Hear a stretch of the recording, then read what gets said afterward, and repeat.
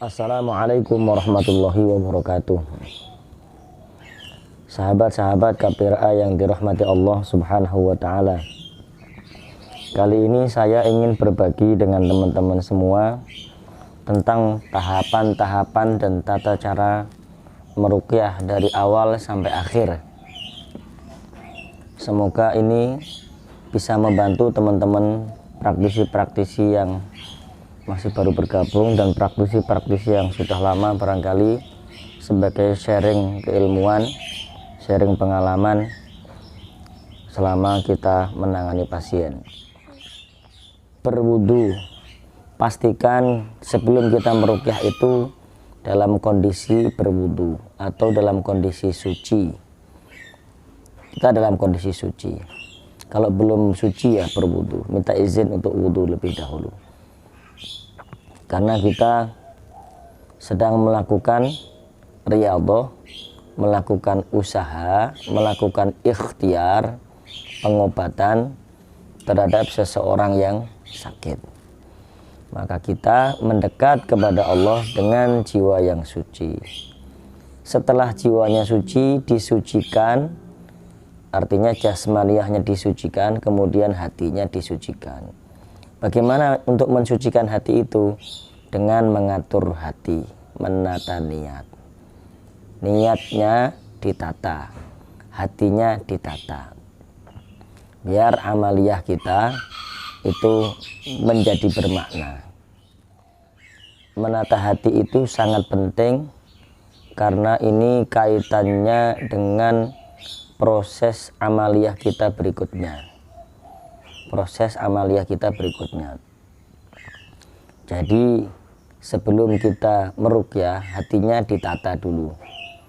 Niat yang ikhlas ditata terlebih dahulu. Karena niat itu sangat penting di dalam amaliyah kita. Makanya kata Rasulullah, innamal a'malu binniyat. Tata niat lebih dahulu. Ikhlaskan niat karena Allah Subhanahu wa Ta'ala. Karena Allah yang mengirim dia, pasien itu kepada kita. Allah yang datangkan dia kepada kita. Artinya berarti kita ditakdir oleh Allah untuk membantu orang tersebut menyelesaikan masalahnya. Kita ditakdir, diperintah oleh Allah. Takdir itu isinya perintahnya Allah. Karena Allah sudah mengukur bahwa kita mampu untuk menjalankan perintah tersebut. Maka tata niat yang baik. Setelah menata niat, niat yang ikhlas karena Allah. Karena amal seseorang itu diterima Allah syaratnya dua. Satu, dilakukan ikhlas karena Allah. Yang kedua, dilakukan sesuai dengan standar keilmuannya. Jadi yang pertama ikhlas karena Allah, yang kedua dengan ilmu yang benar. Kemudian apa yang kita lakukan setelah kita menata niat, menata hati kita? Prolog ruqyah dulu. Jangan langsung baca ayat ruqyah. Ya bisa, langsung baca ayat ruqyah bisa. Tetapi kurang mengena. Karena keyakinan pasien itu masih belum terbangun. Image, sugesti yang ada dalam pasien itu belum terbangun. Maka beri prolog dulu. Saya sudah pernah mengupload prolog ruqyah di edisi sebelumnya. Prolog ini mengantarkan pasien memiliki sugesti yang positif, memiliki harapan yang positif, memiliki keyakinan yang lebih, yang kuat terhadap Al-Quran, memiliki spirit semangat untuk sembuh dengan Al-Quran. Punya spirit, punya semangat untuk sembuh dengan Al-Quran. Maka kasih prolog dulu. Di antaranya ya apa yang pernah saya sampaikan di prolog ruqyah itu. Atau boleh seperti ini, kita cuplik kata-kata kiai yang ada di apa namanya, diolah hati sedikit gitu. Misalnya begini, setiap manusia itu diberikan ujian dan cobaan oleh Allah Subhanahu wa Ta'ala di dalam hidupnya. Akan tetapi Allah juga memberikan jalan keluar dari setiap masalah yang dihadapi oleh manusia itu sendiri di dalam hidupnya.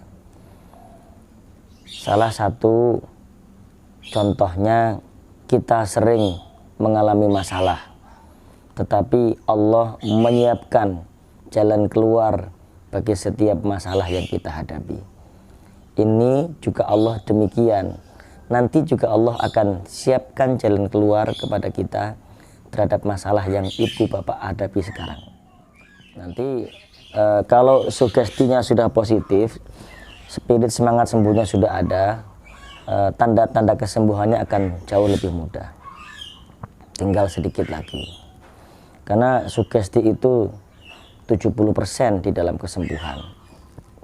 Maka jangan ditakut-takuti pasien itu. Jangan ditakut-takuti. Wah, ini ibu ini sepertinya parah, Bu. Jadi nggak cukup hanya sekali. Jangan ditakut-takuti seperti itu. Itu sugesti yang negatif. Berikan sugesti yang positif. Itu kan. Wa iyadatul marid, mengunjungi orang sakit itu kan satu hal yang diperintahkan, atau hakul muslim alal muslim. Kalau sakit itu ya berhak untuk dikunjungi. Ya seperti ini kita niatkan mengunjungi yang sakit. Tapi mengunjungi yang sakit yang bagus itu ya bukan ditakut-takuti. Waduh, kemarin ada tetangga saya seperti ini, mati besoknya. Jangan ditakut-takuti begitu. Tambah sakit, tambah parah sakitnya. Tadinya nggak kenapa-napa, tambah parah. Maka berikan sugesti yang positif. Nggak apa-apa, Bu. Yang seperti ini saya sudah sering menangani. Nah, gitu saja, diberikan sugesti yang positif. Untuk menghibur dia, untuk memberi ketenangan kepadanya, dan memberikan spirit semangat untuk sembuh kepada dia. Tenang saja, Bu. Allah itu punya banyak cara untuk menyelesaikan setiap masalah yang kita hadapi. Masalah yang diberikan Allah itu cuma satu, sementara nikmatnya luar biasa. Ini tuh hanya sebenarnya Allah memberikan undangan kepada ibu atau bapak mungkin yang selama ini terlalu jauh, diundang lagi sama Allah. Fulan bin Fulan, Bu, Bapak, namanya siapa? Oh, kamu selama ini terlalu jauh dari aku. Ayo sini mendekat. Diajak mendekat ke Allah. Diundang sama Allah dengan sakit gitu. Ajak pasien itu untuk lebih introspeksi kepada dirinya. Nah, itu juga satu metode pengobatan tersendiri gitu. Karena kadang sakit itu karena dosa-dosa yang pernah dilakukan. Ajak dia introspeksi. Ini tuh, Bu, Pak, sebenarnya undangan Allah untuk Bapak dan Ibu masuk ke pintu taubatnya Allah dan masuk ke pintu ampunan Allah. Diundang dengan sakit. Nah, kalau sakit gini kan akhirnya Ibu mau zikir, mau dekat ke Allah gitu kan. Nah, itu diundang sama Allah untuk membersihkan diri. Karena sakit itu cara Allah mengundang kita. Ajak pasien lebih mendekat kepada Allah, lebih menyadari kesalahan-kesalahan dirinya. Nggak usah disugesti, wah ini dikirim dari sana dari sini, nggak usah, nggak penting. Seandainya pun ada kiriman, nggak usah diomongin ke pasien, cukup jadi rahasia pribadi kita. Yakinkan dia bahwa Allah itu maha memberikan jalan keluar dari setiap masalah. Sitir satu ayat Quran, contoh begini, innallaha la yadlimun nasa syai'an walakinnan nasa anfusahum yadlimun. Bu, Pak, sesungguhnya Allah tuh nggak pernah berbuat zalim kepada manusia, tetapi manusia itu sendiri yang zalim terhadap dirinya. Apa bentuk kezalimannya? Nah, kadang manusia memaksa anggota badannya untuk bermaksiat kepada Allah, untuk ingkar dari perintahnya Allah. Itu bentuk juga dari maksiat. Nah, dia juga zalim terhadap dirinya karena anggota badannya yang sebenarnya harusnya tunduk kepada perintah Allah dipaksa oleh akal pikirannya untuk tidak tunduk kepada Allah. Itu zalim. belum kezaliman yang lain. Ajak pasien itu arahkan kepada introspeksi diri. Yang kedua, arahkan pasien itu untuk meyakini Quran. Cari ayat-ayat Quran, dasar-dasar Al-Quran yang berkaitan dengan syifa. Atau baca di buku Faidul Manan tentang dasar-dasar ruqyah itu. Banyak sekali ayat-ayat syifa di sana. Kisah-kisah ulama seperti sahabat Rasul yang meruqyah orang Badui itu dengan suratul Fatihah gitu. Atau fadilah-fadilah ayat Quran gitu. Banyak sekali.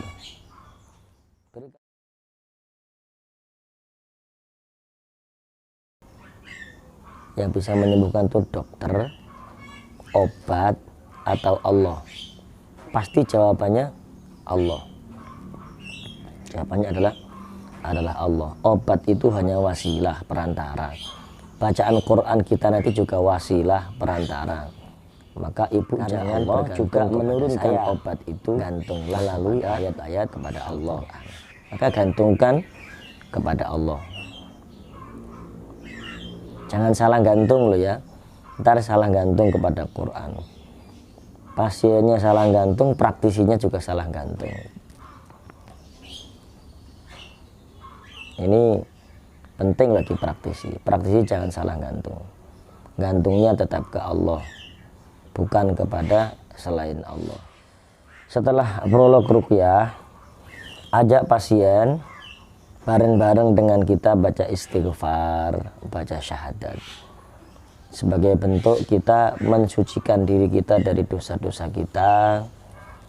Dan tajdidus syahadah, memperbarui syahadah. Ajak istighfar dan syahadat bareng-bareng. Astaghfirullahaladzim. Arahkan. Astaghfirullahaladzim. Astaghfirullahaladzim wa atubu ilaihi. Sambungkan hatinya ke Allah, Bu, Pak. Istighfar. Asyhadu an la ilaha illallah wa asyhadu anna Muhammadar Rasulullah.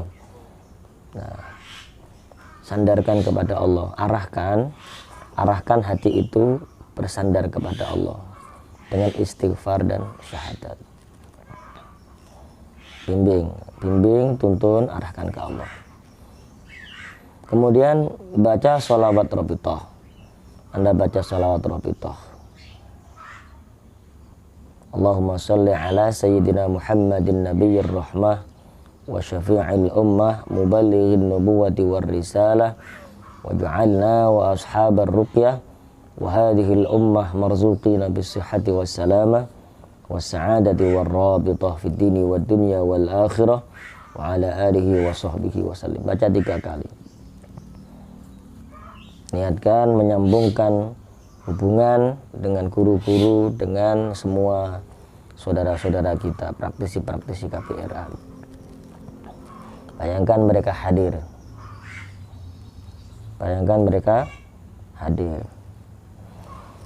Baru kemudian baca niat ruqyah. Atau boleh dibalik, niat ruqyah dulu, baru sholawat robitoh dulu, boleh. Setelah kita ajak syahadat, sebelum dibaca ayat-ayat ruqyah, arahkan pasien untuk mengikuti instruksi kita.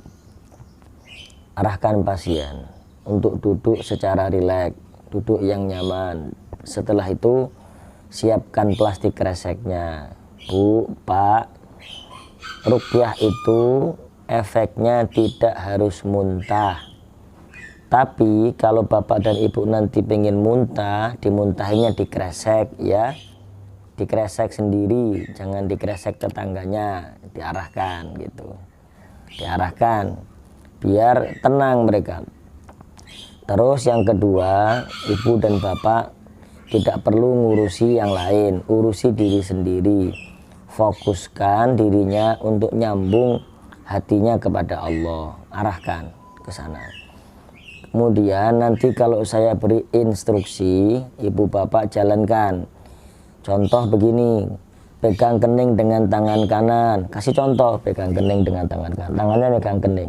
Pegang dada dengan tangan kanannya megang dada. Pegang perut, perutnya megang. Kasih contoh. Nanti kalau saya bilang dorong dari perut ke atas, dorong. Kasih contoh sampai ke mulut. Kalau pengen muntah, dimuntahin, dikresek. Itu arahkan.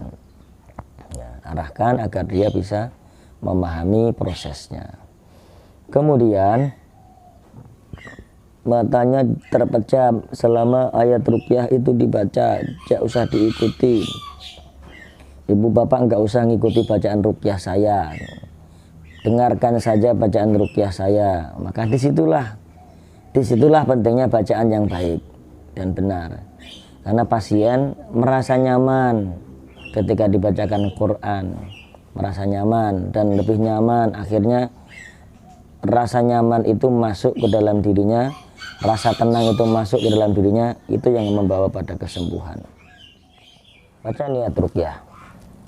Al-Fatihah biniyati qira'atul ruqyah kama nawa ahluna wa aba'una salihun wa kama nawa Habib Abdul Qadir bin Ahmad Asghaf wa kama nawa Habib Ali bin Muhammad Al-Habsyi wa kama nawa Habib Abu Bakar bin Muhammad Asghaf wa kama nawa Sayyid Muhammad bin Alwi Al-Maliki wa kama nawa Habib Ja'far bin Syaikhan Asghaf wa kama nawa Habib Umar bin Muhammad bin Hafid wa kama nawa Habib Taufik bin Abdul Qadir Asghaf wa kama nawa Kiai Ahmad Imran Rashidi wa kama nawa siapa gurunya yang lain, Kiai fulan sampai semuanya selesai. Baru fi hina yustad'auna bi syifa'il marda Allahu yudkhilu niyatana fi niyatihim wa a'malana fi a'malihim wa qira'atana fi qira'atihim wa anna Allaha yarzuquna al-futuh wal munuh wal rusukh wa salahal jasadi wal ruh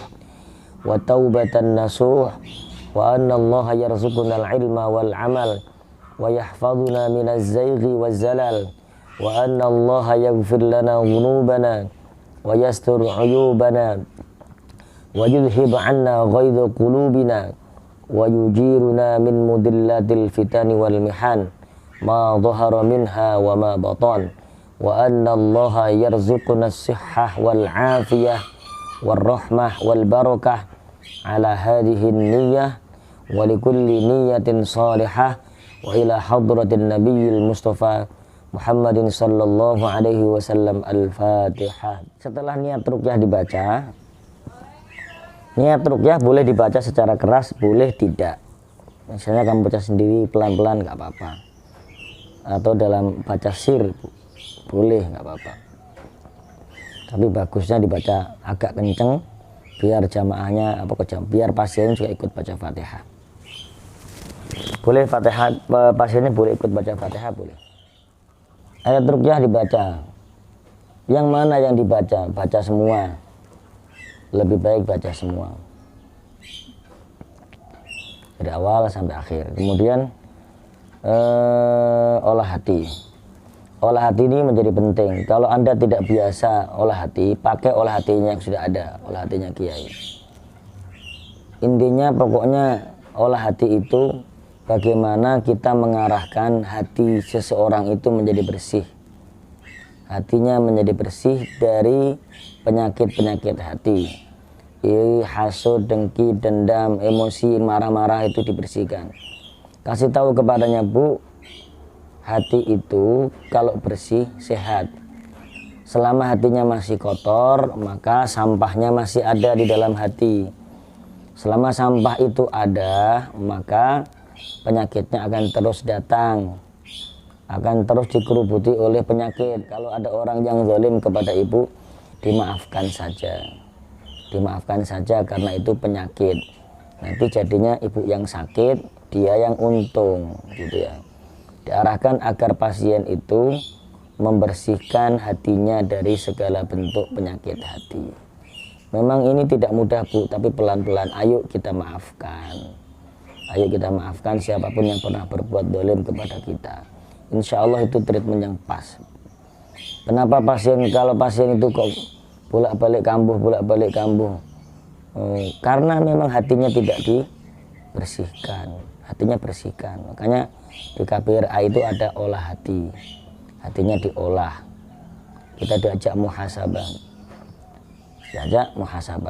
Latihan muhasabah. Banyak-banyak latihan muhasabah. Kalau belum bisa ya sering dengerin muhasabahnya Kiai. Nanti lama-lama akan terbiasa. Nggak perlu khawatir karena muhasabah itu, olah hati itu tergantung kondisi hati kita. Maka fokuslah ketika engkau ingin olah hati. Fokuslah dengan dirimu dan Allah, Setelah kamu fokus baru bisa keluar olah hati itu. Akan muncul, moodnya akan muncul sendiri, dan setiap orang tidak sama. Saya, Kiai, Anda itu tidak sama moodnya ketika olah hati. Tergantung suasana hatinya dan apa yang pernah dilakukannya, maka moodnya nggak sama. Sering-seringlah mencoba untuk olah hati sendiri. Sering-seringlah. Nah, praktisi itu penting yang seperti ini. Kenapa? Praktisi itu bergelut dengan dunia yang dekat sekali dengan pujian, dengan keberhasilan, dekat sekali dengan itu, dan itu cenderung membawa kita pada kesombongan, ujub, riya, dan sum'ah. Cenderung membawa kita ke sana. Nanti saya akan buat video khusus tentang hal ini. Maka praktisi banyak-banyak muhasabah agar kita terjaga dari sifat itu, ujub, riya, dan sum'ah. Semoga ini bermanfaat untuk teman-teman semuanya dan kita semua yang mendengarkan. Assalamualaikum warahmatullahi wabarakatuh.